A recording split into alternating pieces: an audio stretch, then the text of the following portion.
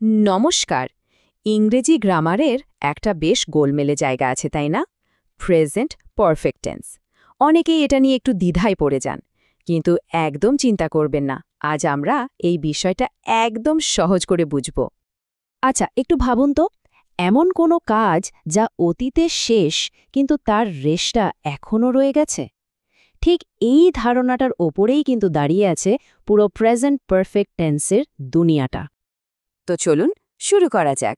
যে কোনো কিছুর গভীরে যাওয়ার আগে তার কাঠামোটা মানে ফর্মুলাটা জেনে নেওয়ার দরকার, তাই না? চলুন আগে দেখে নিই এই টেন্সটা তৈরি হয় কিভাবে। এর গঠনটা কিন্তু খুবই সোজা, মাত্র 3টা স্টেপ। প্রথমে আসছে সাবজেক্ট মানে যে কাজটা করছে, তার ঠিক পরেই বসবে হ্যাভ বা হ্যাজ, আর সব শেষে থাকবে ভার্বের পাস্ট পার্টিসিপল ফর্ম মানে V3। এখন একটা প্রশ্ন আসতেই পারে, কোথায় হ্যাভ আর কোথায় হ্যাজ বসাবো? নিয়মটা কিন্তু খুবই সহজ। দেখুন, আই, উই, ইউ, দে এই সব কিছুর সাথে বসবে হ্যাভ, আর হি, শি, ইট বা যে কোনো একটা নামের সাথে বসবে হ্যাজ। ব্যাস, এটুকুই। ফর্মুলা তো শেখা হলো, কিন্তু আসল কথা হলো এটা আমরা ব্যবহার করব কখন আর কেন, এটাই সবচেয়ে গুরুত্বপূর্ণ। চলুন এর 3টা প্রধান ব্যবহার জেনে নেওয়া যাক। তাহলে আসা যাক 1 নম্বর ব্যবহারে, যেটা সবচেয়ে বেশি কাজে লাগে। ব্যাপারটা হলো কাজটা অতীতে হয়েছে, কিন্তু তার একটা প্রভাব বা ফল এখনও রয়ে গেছে। মানে অতীত আর বর্তমানের মধ্যে একটা ব্রিজ তৈরি করছে এই টেন্স। যেমন ধরুন, কেউ বলল I have finished my homework. এর মানে হলো আমি আমার বাড়ির কাজ শেষ করেছি। এখানে আসল মজাটা কোথায় জানেন?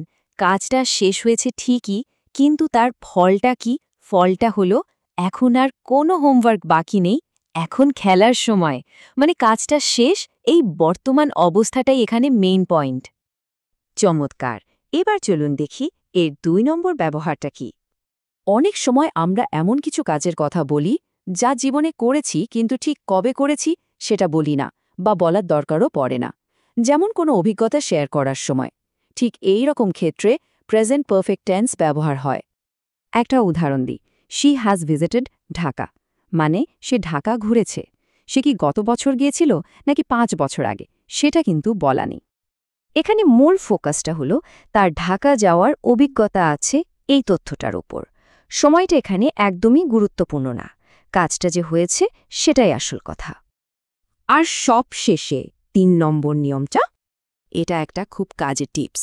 কিছু শব্দ আছে যেগুলো দেখলেই বোঝা যায় যে এখানে প্রেজেন্ট পারফেক্ট টেন্স ব্যবহার হতে পারে, যেমন জাস্ট, অলরেডি আর ইয়েট।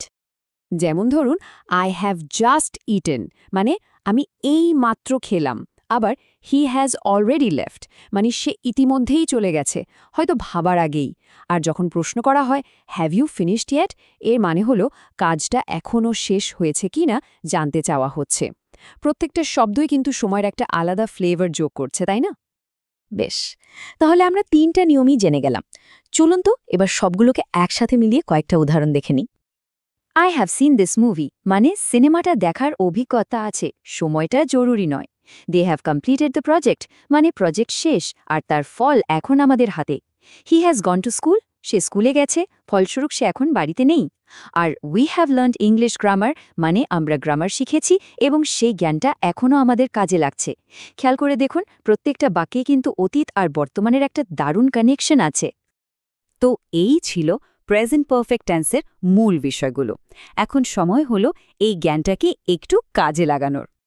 তাহলে এখন ভাবার বিষয় হলো এই টেন্স ব্যবহার করে নিজের কোনো অভিজ্ঞতা বা কোনো কাজের কথা বলা যেতে পারে। এইমাত্র শেষ হয়েছে এমন কোনো কাজ বা জীবনে ঘটে যাওয়া কোনো ঘটনা, এগুলো নিয়ে বাক্য তৈরি করতে গেলেই কিন্তু নিয়মগুলো একেবারে পরিষ্কার হয়ে যাবে। অতীতকে বর্তমানের সাথে জুড়ে দেওয়ার এই দারুণ কৌশলটা এভাবেই কিন্তু নিজের আয়ত্তে আনা যায়।